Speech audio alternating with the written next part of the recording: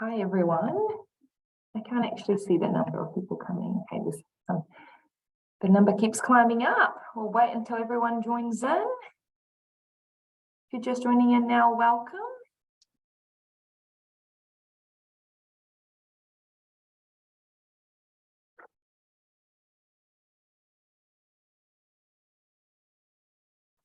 Cool, the number's still climbing up a bit. We'll just wait another couple of minutes.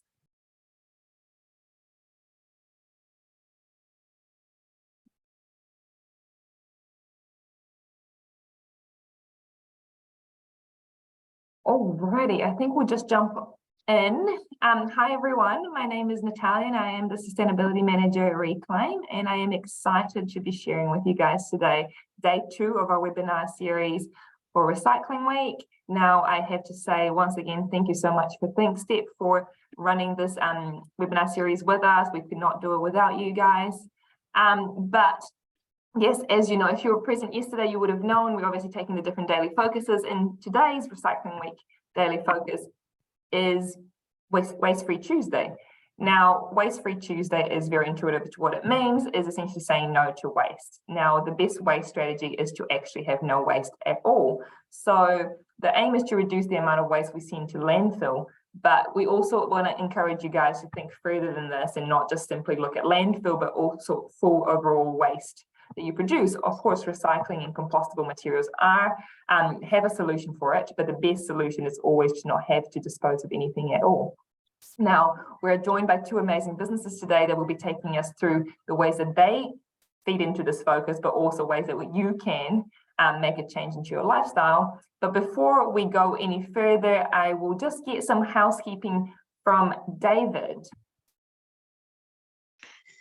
Hi everyone, thank you Nat. Hi, I'm David Klein, Senior Sustainability Communicator from thinkstep-anz.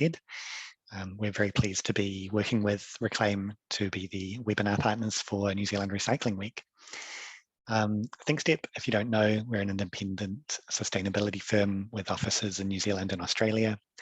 Our services span a whole range of sustainability strategies and approaches, looking at the circular economy, waste minimization, and we work with products, businesses, and the built environment to make them more sustainable. A quick little bit of housekeeping. Thank you so much for joining us, but as an attendee, you are in listen-only mode. That'll help the recording stay nice and clear. We would like this though to be an interactive webinar, so down the bottom of the screen, if you have questions, please use the Q&A button. We'll be able to see those and answer them. Please don't use the chat button. Those questions won't get recorded. So if we run out of time to answer your question, we won't be able to get back to you, sorry. This webinar is being recorded and it should be on the Reclaim YouTube channel in the next day or so. So if you need to pop out or leave early or share with a friend, that's all good. Back to you, Nat, thanks. Awesome, thank you, David. Now, I have the pleasure of introducing both businesses that are joining us today. So first up, we'll have Foodprint with both Nadine and Michael.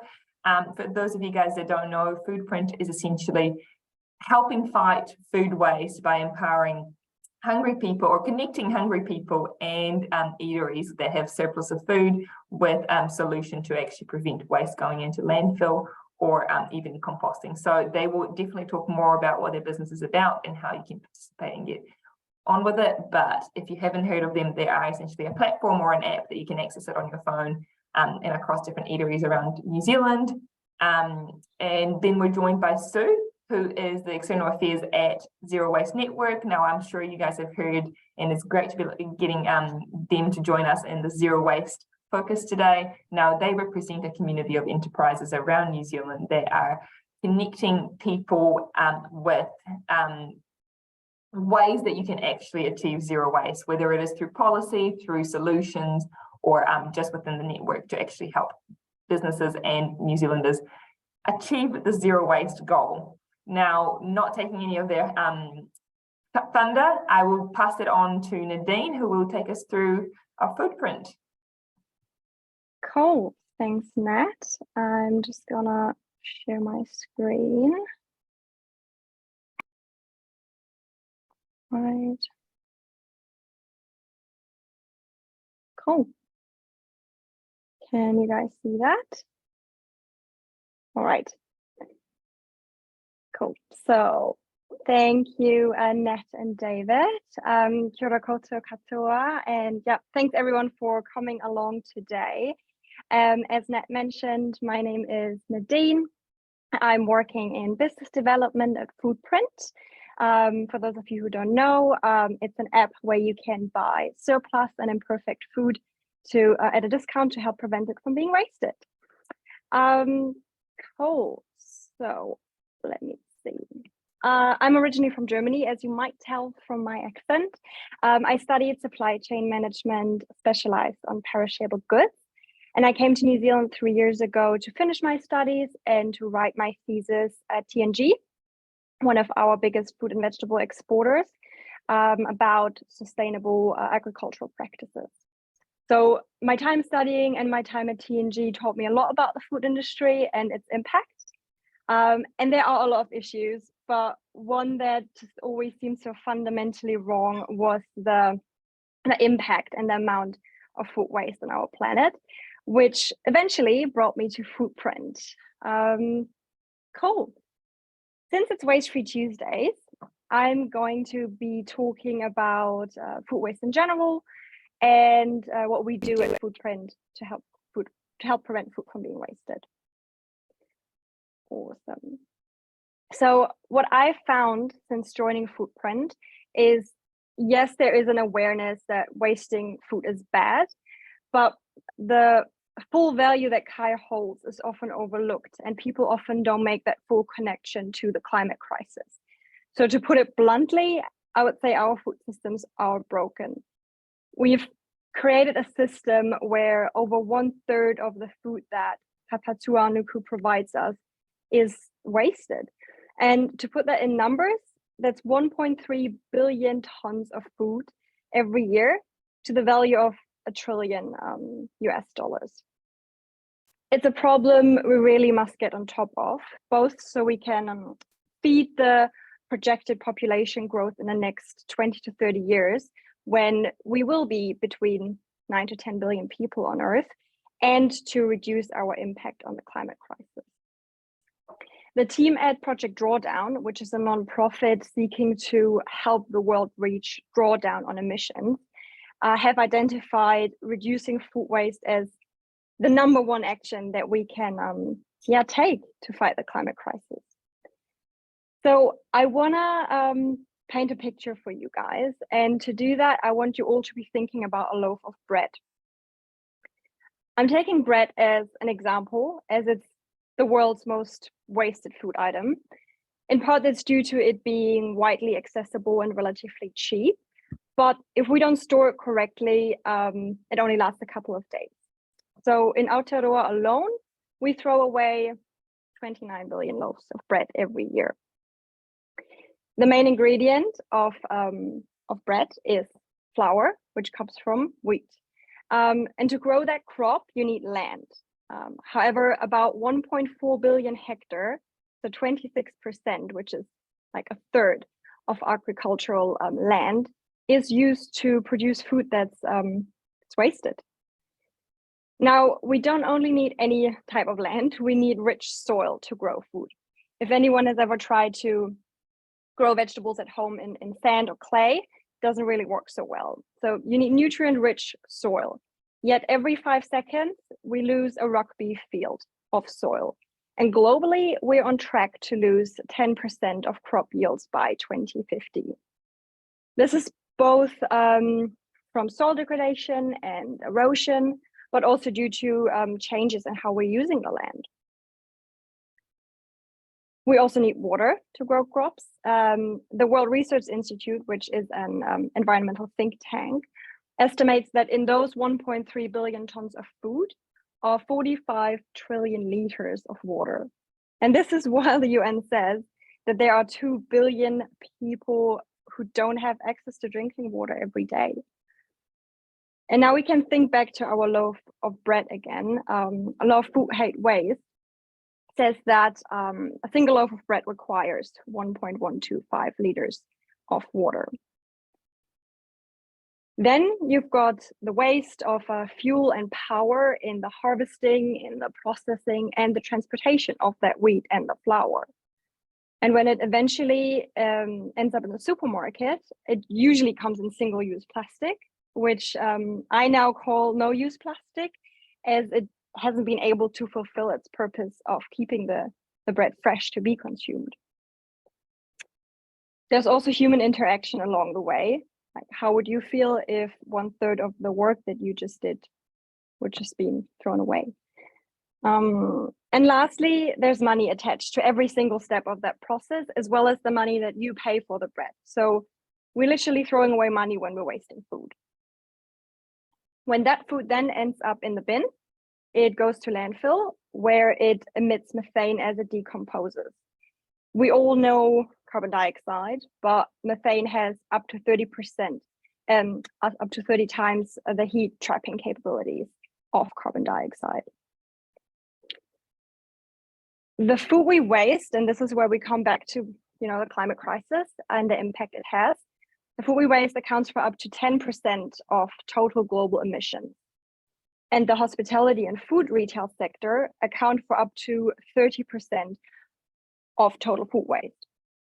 In research conducted by Waste Mints and the University of Otago, they found that 60% of the food that's wasted in hospitality, that's the food that's perfectly edible. It's been prepared, but just not consumed. And that's where we close the loop to Foodprint and what we do. And for those of you who don't know the app, I'm going to show you a quick video to explain.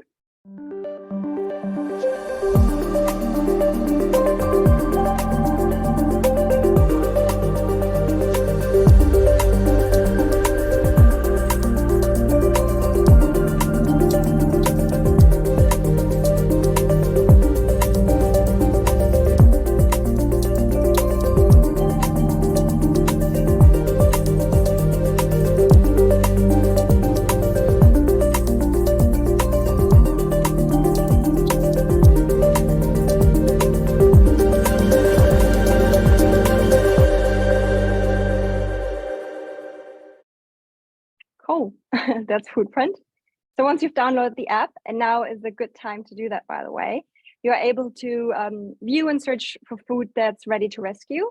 So you can apply filters based on your location, your dietary preferences, and the price. So you make your selections, you can buy within the app, and you'll get a countdown until the eatery closes. So the food is always sold at a discount, starting from 30% off, but I've also seen it go up to 80 to 90%. And I want to be really clear when I'm talking about surplus or imperfect food. I'm not talking about food that's past its best, that's furry, that's unrecognizable, or only good for the pigs. I'm talking about fresh baked that day cakes, rolled that morning sushi, tossed together at lunchtime salads.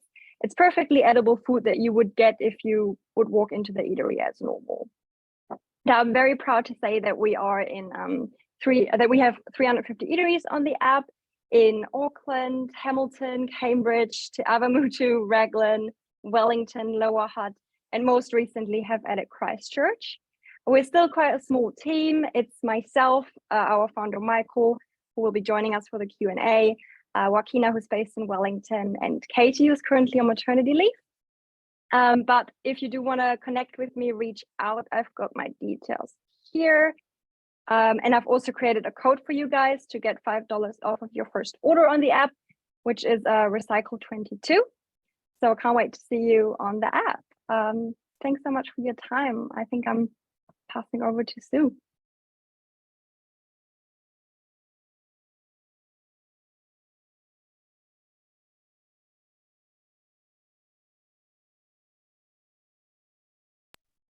Thank you so much, Nadine. That was so insightful. Thanks for sharing all those facts. A little bit scary in a lot of this, and hopefully that encourages a lot of people to think about finishing their plate before disposing of it, and also what you're shopping. And awesome to have the discount code. I'm sure everyone is going to make the most out of this. Now, we'll move on to Sue. We are joined by Sue from Zero Waste Network. Sue, take it away. Hey everyone, thanks so much for spending your lunch hour with us. You know, I was just fascinated hearing how Nadine's team have created a network that can enable so much food to be recovered. And as she said, you know, it's a big issue in New Zealand, and you know, it's so good to see how everyone's cooperating across that supply chain to be able to get that to happen. I guess I'm here today to talk specifically about our network that we've built over probably more than 30 years. You know, there's a great story. You know, the early story of Zero Waste Network is started up in Seebeck in Kaitaia, and Reclaim was a big help in those early days when they set up their recycle centre. They Peter Thorne brought up a baler so that they could get started baling cardboard and paper and get it out of the landfill, and then became the place that we could send that material to and earn some money from it. So, you know, really good founder story there going on with the connection to Reclaim. As you can see from the diagram, there's a lot of organizations working in the space around the country. You know, it's grown a lot from that original, you know, 2 guys in Kaitaia with their wheelbarrow. Now we've got across our network about 1,400 employees and turning over about $90 million. So it's actually a really great story about how lots of small enterprises and lots of small activities, when you team up and work together, you can have a really big impact. And I think that that's something that's really important to think about. A lot of people started with a dream or a desire or an idea that they wanted to do something more, and they didn't start off perfect. And I think that's a really important thing to remember when you're trying to change in your business or in your everyday life, that, you know, when you get started, you're not going to be able to get it right to begin with. You just start where you are, you start doing what you can, and you learn as you go. And that's been a really big thing for us. We have our network because it helps us to learn from one another as well as from our own errors and successes. And there's 2 really, you know, we've got people doing providing practical services. So you can see sort of a rough idea in the image there of all the different things that people are doing. And they're really around service provision and behavior change. So we have, there's 2 interesting things I think about the model that we use. One is that we really combine service delivery with behavior change and engagement. So every time we're talking to someone about being part of a service, you know, oh, you want to do some recycling, you want to compost, or you want to, you know, whatever it is that we reuse, they're talking to us about that. We're engaging with them about how they can shift their behavior further up the waste hierarchy. And we also use our business model in exactly the same way. So we use what we call a community enterprise business model. It's place-based. It's about serving our community, serving our local environment. And we use business as a tool. So we put it to work to try to generate greater good. We're not in the business of using business to make a bag of money that we can take away and spend on something. We're using the cash flow to try to generate good outcomes for our communities. Yep. So I can click on to the next one. So when we first start thinking about zero waste, a lot of people kind of, it's all about the landfill, you know, it's all about avoiding putting stuff in the landfill. That's where the real problem is. And what we've discovered, you know, more recently with all of the issues that are happening in the world at the moment is that the real issue is really upstream, where we're extracting all the stuff, all the raw materials and all the energy that we're using to make products. The last Circularity Gap report said that we're pulling 100 billion tons of raw materials out of the environment every year to turn into stuff and services. And when I was a kid back in the 1970s, it was more like 25 billion tons. So we've gone up 4 times. Our population's only increased by 2 times. And so we're using twice as much stuff to meet the people's needs. It's a very inefficient way to use our economy. We really need to, you know, so the big idea in circular economy is really we need to keep materials and products in circulation for as long as we possibly can. And if you think about that, then keeping those materials going around is also keeping all of the embodied energy that's been used in their production going around at the same time. And if you think about it, say, if you use something, if you make something last twice as long, you only have to make half as many of them. And that holds true in something like, say, mobile phones. You know, you can get I know, you know, some of the younger people that I hang out with, they're getting a new phone every year. And other people are going, actually, I'm going to think about that. I'm going to buy a secondhand phone. I'm going to keep it on going until the service contract runs out. You know, and so you can think about how you're going to reuse something to avoid having to extract all that stuff, do all that damage to the biosphere. It's creating issues for biodiversity and also for ecosystems. So the same applies you know, with the waste, it's really thinking about how do we apply the waste hierarchy. If you're familiar with the waste hierarchy, you'll know that, you know, we've got the great idea of let's do some recycling and be able to keep things, materials we're pulled in going back around again. But it also goes further up the hierarchy and starts to go, well, what if we reuse that thing and we kept it going for a lot longer before we recycled it, and we can use the waste hierarchy as a tool to prioritize our activities. Okay.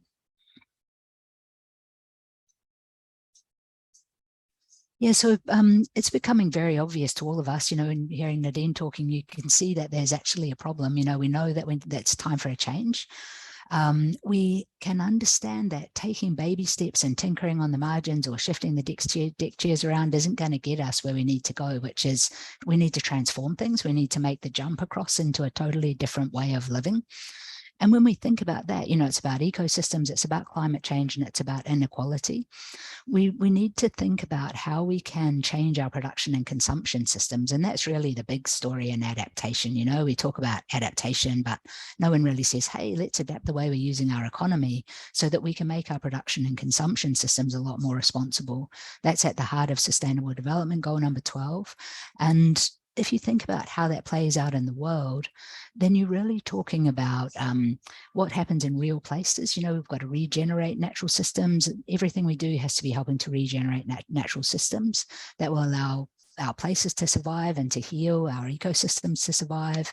We have to actively protect those places, and we have to really invest, like Nadine was saying, in building soil and building the kind of planting and supporting our world to be as healthy as we can. And the same applies to local society and communities. We've got to also be thinking about how we can make our economy a lot less extractive on people. And so having healthy, strong businesses where people are working together, they're providing something useful to their community, and they're really thinking about how their business is making sure that everybody benefits is something that, you know, heard in the story that Nadine was telling. Okay. Yeah, so one of the, just going to say something about a couple of the big things that are going on in our world at the moment. You know, one of them is that we're starting to take emissions reduction seriously. You know, it's great to see climate change on the radar, but one of the problems is that the way we report it and the international frameworks is that it really disguises the impact that the waste sector could have on the story. That 4% of waste emissions is really what Nadine was talking about. You know, the methane from landfill when we're putting organics into the landfill and it degrades.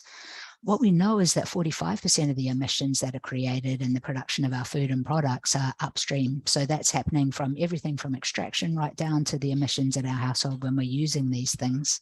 And on top of that, we've got all the emissions that are related to transporting it around. So if we can use the waste hierarchy and, you know, zero waste strategies to start thinking about how we can tackle all of those. A lot of businesses will already be thinking about this through their scope 3 emissions. They'll be thinking about what's happening through their supply chain, trying to change them there. Then we can really start to make a difference. Okay. So there's a great new report that's just come out from Gaia, and it's really talks through some of the points that I've been making about how zero waste strategies help us to reduce emissions, adapt to climate change, and deliver broader benefits. If you think about reducing emissions, then, you know, we've talked a bit about supply chain and how that might work. And also it's about behavior change at the household level. So thinking about the things you're bringing into your home, the way you're consuming, and being a lot more conscious about that is a very important step. In terms of adaptation, Nadine talked about getting compost back into the soil. And one of the great things about that, once you go beyond the idea that it helps us grow better food, is that it means that soil can hold a lot more water. And that's awesome when your climate is changing and you've got drought and you've got flooding. You need to have that sort of resilience built into your natural systems. The other thing that it helps us with is broader benefits. So when you have a lot of people working together to try to come up with good local solutions and integrating communities of people working in an effective way, you can have much more diverse local economy and an inclusive local economy. And you also get stronger democracy because people are getting together to make decisions about how their future is going to work. Okay. So one of the things which is interesting to us is, you know, we've been having a lot of waste to energy, or what they're calling waste to energy incineration proposals popping up all over New Zealand. And one of the things that the IPC, or the scientists that have been working on the reporting about climate change lately have been saying is that we have to be very wary of false solutions, and they call that maladaptation. They're saying we have to be careful we don't grasp at straws and do things which don't make much sense in the long run to try to solve a problem in the short term. And waste to energy incineration, where people say, oh, let's just burn that pile of rubbish, that'd be a great idea, wouldn't it? Because then we don't have to put it in the landfill and it's gone away. Isn't that awesome? They see it as a magic bullet. And the problem with that is that it's just another disposal strategy, exactly the same as landfill. If you burn up all that stuff, you have to go back around again and extract a whole lot more to drag it back into the economy and keep our needs met. So it perpetuates the linear economy, but it also it's often sold as a solution for giving us renewable energy. So people will go, oh yeah, I'm going to burn all the stuff and make some energy for you. And when you think about that, what burns well in your rubbish is all the plastics, and the plastics are made from fossil fuel. So really it's just another story about burning fossil fuels, which is, we all know that's not a great pathway. And the other problem that we have with waste to energy is it's creating a lot of ash. So people are like, oh yeah, burn it, it's all gone. Actually, you end up with 20% of the weight is still there with the ash. And in that ash is all the heavy metals and a lot of chemicals, some of, a lot which are forever chemicals, like persistent organic pollutants, like dioxins, and some of those things which we're starting to understand are actually really problematic if they escape either into the environment or into human bodies. So we end up with all of this, concentrated toxic stuff that we then have to put into landfill, which we know is, pretty short-term solution anyway, and maybe leachate problems and all of that. So my last point is, we really, false solutions like that are taking us in absolutely the wrong direction. If you look at Europe, the Danish, who everyone holds up as the poster children for waste to energy, are backing out of that now because they're understanding they can't meet their climate change goals if they're burning a lot of plastic, creating a lot of CO2, especially if they're importing it from other countries. And what they're saying is if you haven't already got into incineration, then you're really better to jump up a level, start getting into recycling and invest in those sorts of technologies that are up the hierarchy. Brings us back to reclaim. Awesome. Thank you so much, Sue, for all your knowledge. Looking at the time, we do only have time for a couple of questions. There is a question. So if you do have a question, please feel free to pop them into the Q&A, and if we can't get to it, we will respond to you when we can. But the first question we've got is to Foodprint. How does Foodprint reduce emissions as part of the food delivery, or is it a pickup only service? Oh, you're on mute. Thanks. It is a pickup only service. So we do encourage people to really come into the eateries and connect people with the actual food. Like hospitality industry was an industry that's been really suffering. And I'm very proud to say that the eateries who are on Foodprint, we've helped a lot to get that foot traffic back up a little bit. So yeah, it's not delivery. Yeah, and I guess reinforce the local. Yeah, I was just going to add that we can see that consumers sort of purchase in really localized areas as well. We'll look at patterns on where they're purchasing, if they're in town, they're in the Britomart area, or they're up by K Road or something like that. So it is really localized. Awesome, thank you. Now, one question that I actually have is, do you, and I'm happy for both of you guys to answer, is do you think zero waste is actually achievable? Yeah, I'll go first if you like. I guess that we start with zero. We put zero waste into our heart and into our minds first, and then we just set about trying to achieve it. We think about, circular economy is a big game, zero waste is a big game. And the question that, I have, I guess, is that it's not really whether it's achievable. It's like everything. It's what do we need to do to make it happen? And that's where all of our members really backing ourselves, people like Nadine and Michal are really backing it. There's so many people now around the country that are working so hard to make it a reality. I feel very optimistic at the moment. Good. Yeah, I think we have to set ourselves that goal of zero waste, and if we're kind of getting up there and achieving like 90%, great. There's still 10% room for improvement. But if we're setting ourselves a goal of 50%, 50% zero waste, that doesn't really make sense. But you know what I mean. Then that's just not a big enough goal to have an impact. So yeah, we have to be striving for that zero waste. Mm. Amazing. Well, in the essence of time, I think we'll have to close it off, but I just want to say a huge thank you to Foodprint and Zero Waste for taking their time and sharing with us their knowledge. Of course, there's lots to be done in this space, and this webinar will be posted and shared across everyone that's participated in it. So you're welcome to share that across. And please join us tomorrow for our Reusable Wednesday focus, where we're joined by Reusable and Will Enable. Now, thank you so much and see you tomorrow. Awesome. Bye.